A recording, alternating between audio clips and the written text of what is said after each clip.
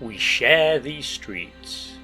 True tales of everyday folk in bygone Nottingham. Episode 3. Cyril.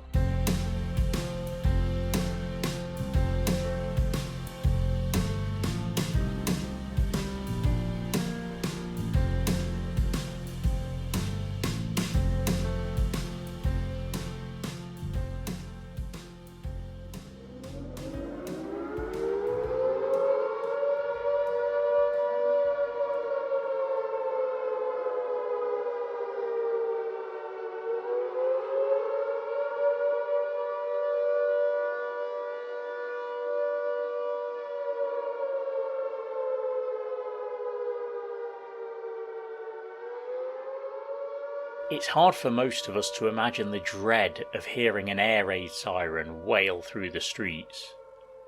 For people who lived in Britain in the 1940s, though, it became a standard part of life. The siren indicated that German bomber planes were on their way, and hearing one meant that you had to get to safety as soon as possible.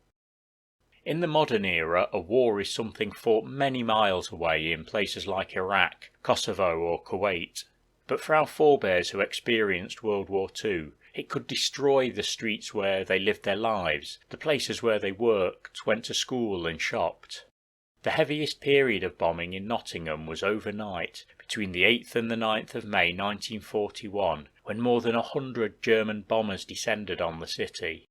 159 people were killed, including 49 at the Co-op Bakery on Meadow Lane and 45 at University College. 2 churches were destroyed, along with a hotel on Parliament Street. The night of the 8th and 9th of May 1941 is referred to as the Nottingham Blitz, but it wasn't the only air raid on our city and shire. In 1941, bombs fell on Sherwood, Mapley, Carlton, St Answell Road and Woolerton. In 1941 they fell on Colwick Road, Porchester, Lucknow Drive, Mapley, Ribblesdale Road, Western Boulevard, Wilford Road and Queen's Drive. There was even a daylight raid by a single Junkers plane on the area around Canal Street. In 1942 Sneinton Dale was bombed. In total, 180 people were killed and 350 injured. The casualty count could have been a lot worse if not for Nottingham's Chief Constable, Athelstan Popkes, who had ensured the city was the first with an Air Raid Precautions or ARP network. The city was divided up into zones and supported by 45 auxiliary fire stations to ensure that blazes could be tackled speedily and their threat limited. Significant air raid shelters were constructed, including tunnels under the John Player factory in Radford. Many of the famous caves under Nottingham were expanded or adapted to protect city residents in the event of air raids. To misdirect German bombers, blackouts were enforced, meaning the streets of our city and its suburbs were pitch black. The modern city is far from dark, even at night time. There's a glow from the 24-hour fast food restaurants, from the taxi officers, from the illuminated bus shelter advertisements, from the street lights, night buses and taxi headlights.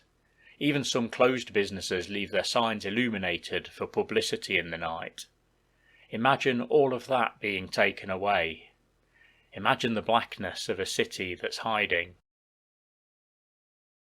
Nottingham in blackness was a sinister and dangerous place. Crimes like looting and burglaries increased as some enjoyed the cover that the blackout afforded. Even innocent and well-meaning people, though, could cause harm. Cyril was sub-postmaster at Colwick, and on Boxing Day 1941 had travelled a short distance in his motor car. He drove home that night during blackout, and whilst travelling along Manford Street heard and felt a bump on the front of his car. Getting out to investigate, his worst fears were confirmed. He'd hit somebody. Cyril found a man lying in the road, still alive, but even in the darkness clearly injured. The man was John Edward Lovett of 26 Beckford Road in Sneinton, a short walk from the scene of the accident. He worked as a railway goods porter. Lovett was taken to the General Hospital but passed away a few days later. The accident was on Boxing Day, and Lovett died on New Year's Eve. His death was caused by a fracture of the skull and was formally deemed accidental. Cyril, I imagine, would have felt distraught about the accident. The initial shock of having hit someone, then the hopefulness of the following 5 days praying that Mr. Lovett pulled through, must have been emotionally exhausting. Cyril was married to Maggie at the time, and they had a young daughter, Janet. I imagine he maintained a brave face for his family, but must have been worried sick. When the news came through that Lovett had passed away, it must have meant a dark and introspective start to 1942 for Cyril.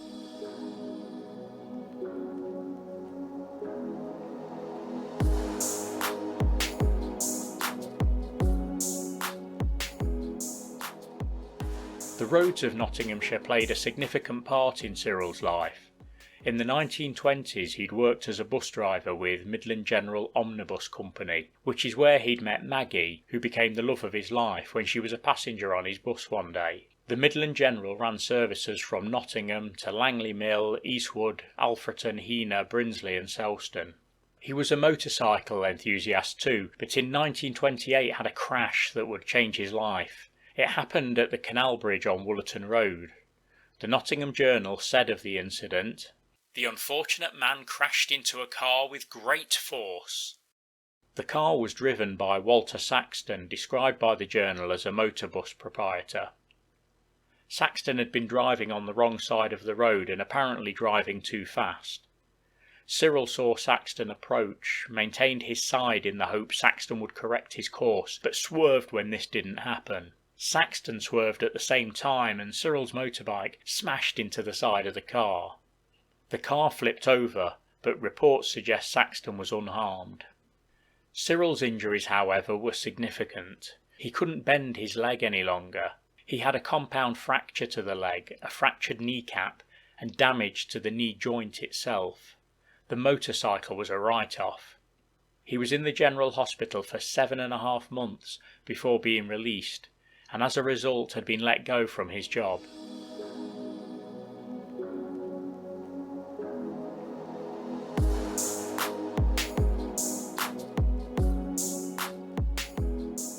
Cyril's parents at that time ran the Midland Hotel in Newark and appointed their son as the general manager, presumably to keep him active and in employment. He was still travelling back and forth to the hospital for rehabilitative care on his knee. Cyril and Maggie married in 1930 in Ilkeston. By this time Cyril had cleverly adapted his push bike, making it possible to pedal with only his good leg, whilst the bad one remained straight and rested. He'd been awarded significant damages from Mr. Saxton too, which hopefully made life a little easier. The court granted him £425 damages, which in 2020 would be the equivalent of about £22,000. One of Cyril's mates was named Charles, and at this time he worked as a grocer on Vale Road in Colwick. Previously he'd worked at nearby Lawrence's furniture factory, but had had a severe machine accident which cost him his arm. Cyril's daughter recalls Charles and Cyril would often go cycling together and chuckles as she remembers the sight of them. Charles with one arm and Cyril with one working leg, a sight for sore eyes indeed. In July 1935 Cyril was appointed sub-postmaster of the post office on Charworth Road in Colwick. 2 years later Janet was born, and 4 years after this was the fateful collision in the blackout.